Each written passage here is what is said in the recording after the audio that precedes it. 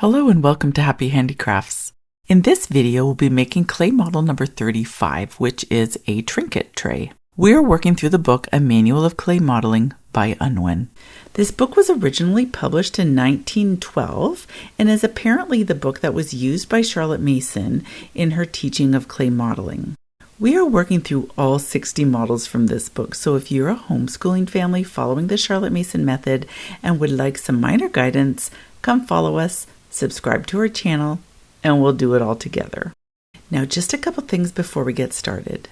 We are really excited to share with you that we have opened an Etsy shop called Happy Handicrafts Shop, where we'll be selling many of our Happy Handicraft projects that you've watched us create. We'll also have some creations that we've made just for fun. So if you see something that you love, it's a great way to support us and to help keep this channel going.